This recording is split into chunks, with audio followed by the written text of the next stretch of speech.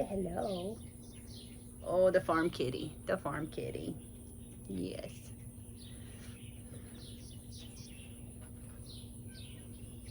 What are you doing? She wants. Oh my God! I got it on tape. She That just is so headbutted freaking me. cute. She wants. She That ain't loves cute. you. She headbutted me. That's affection. We are about to have Carrotpalooza. We're gonna pull all the beds of carrots and the garlic and the onions. Jason called it Carrotpalooza. Look at Jenna. I see you.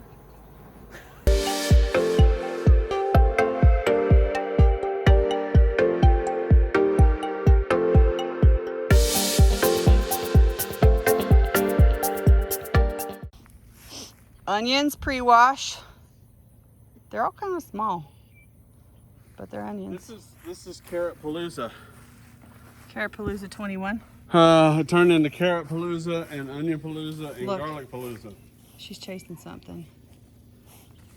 So we took out what, 8 beds, 6 beds? 6 beds. 6. So we're gonna show you the fruits of that. Mostly grass, but we did get a few veggies out of it. All right. There's some of our garlic that needs to be cleaned. Of course, all of it needs to be cleaned. Some more garlic and a few carrots that transferred over. Carrots, mostly orange. Carrot pile number 1. Carrot pile number 1. Oh, did you show this? Carrot pile number 2. Show Carrot this. pile number 3. Hang on. And then carrot pile number 4. Look at these newbies orienting. It's so cool, y'all. I got the ones flying off. They're in a dearth right now, so they're doing everything they can trying to get some food. But these are newbies that have just hatched. And they're starting to fly. So they're learning where their home is. Ooh.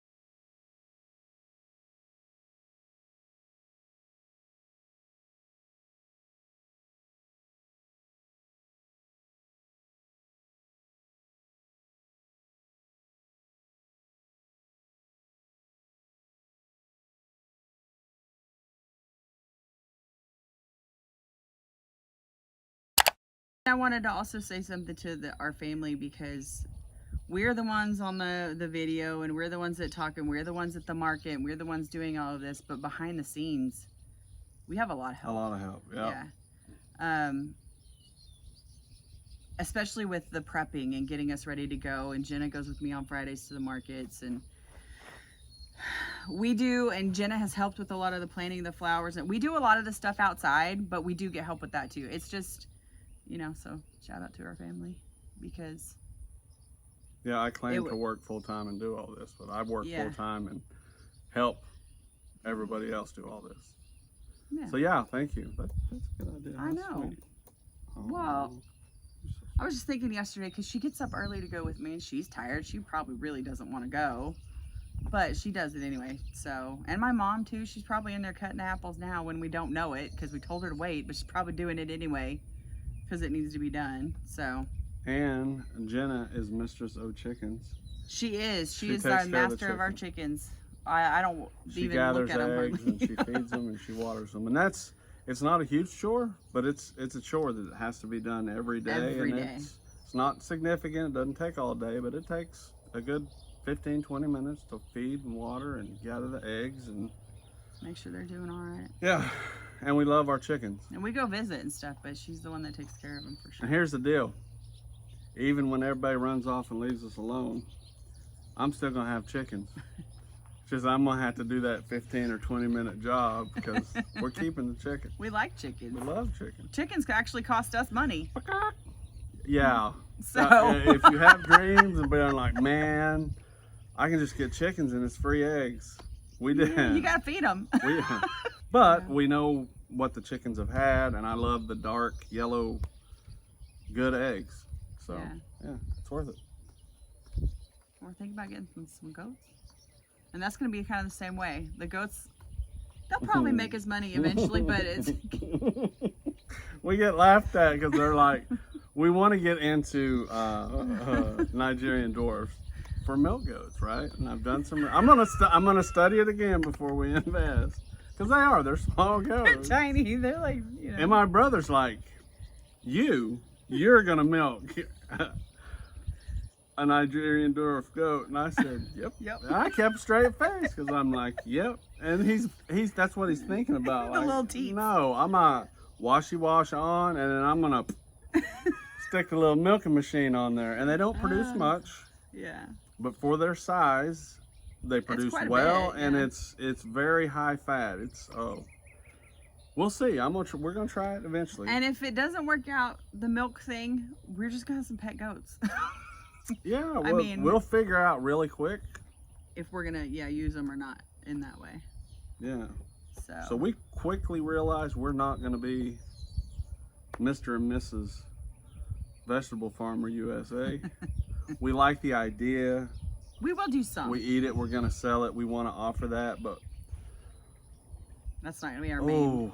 Oh, that's a lot of work for no money. And even at a high price, that's $3 a pound for tomatoes. The work that goes into that, it's worth it for us, and to have enough that we can have extra that we can offer that. But to produce that full time for that return, I respect the big farmers. But it's crazy the amount of work it takes to have a decent income off of just vegetables. Mm-hmm.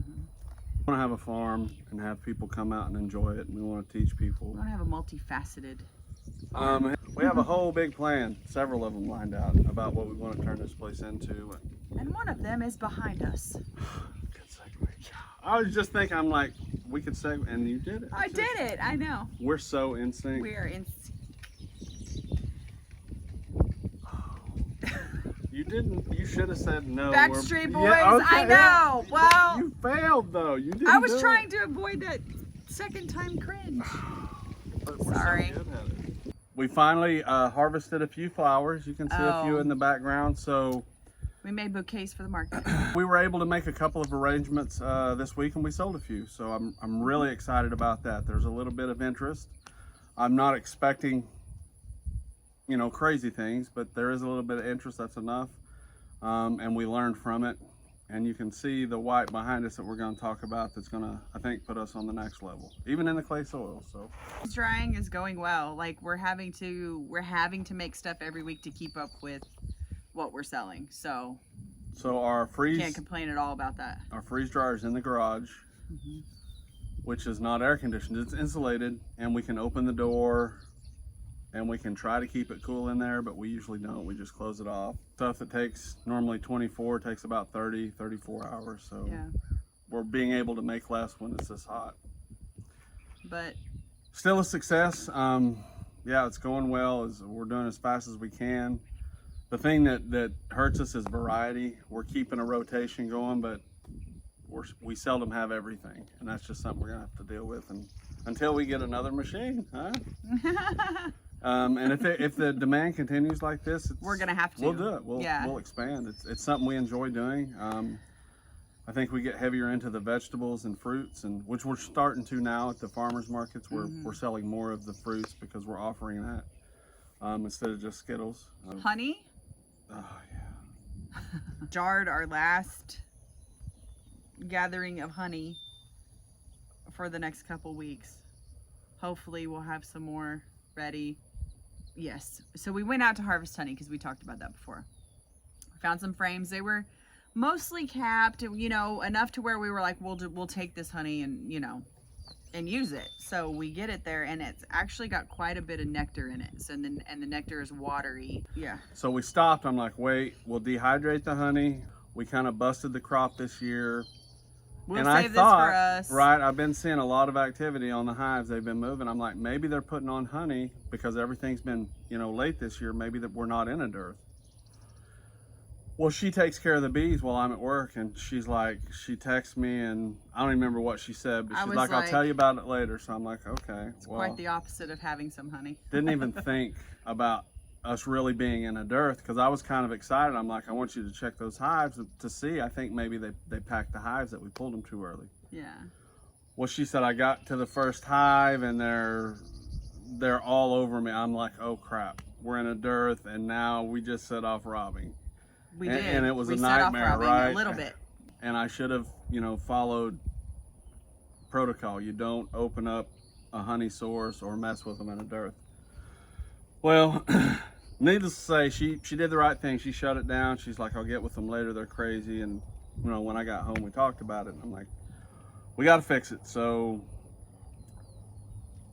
they ate the honey in a couple of hours. We open fed so it. There was 8 50, full frames, 60 yeah. pounds of honey nectar. And we put it out where we open feed, and the other times of the season we put that box out there so it would be away from their hives, so they would not rob each other. They would come over here to take it instead.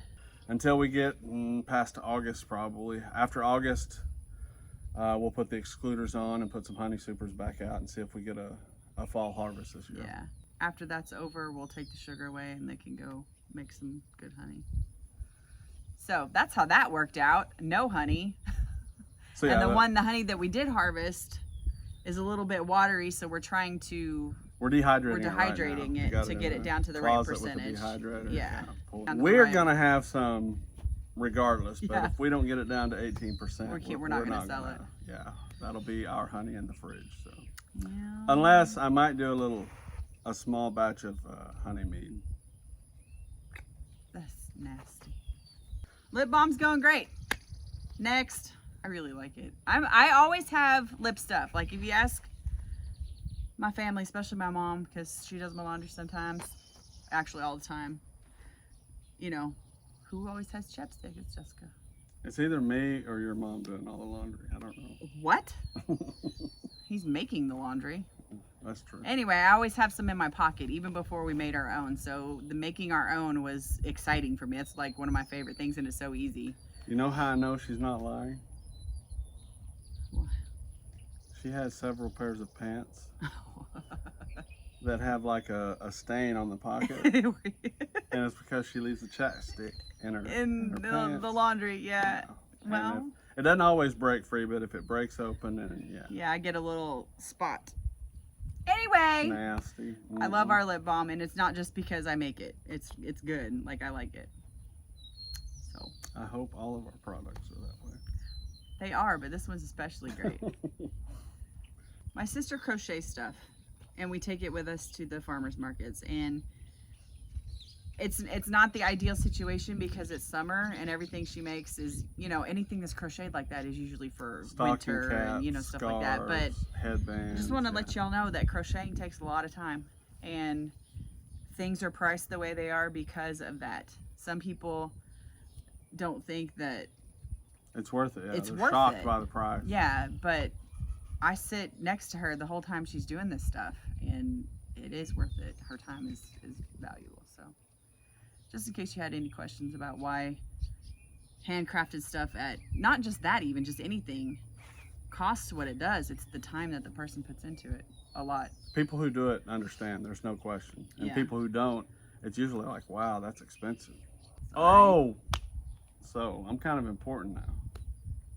I was given a title. Oh, by some children. By some children.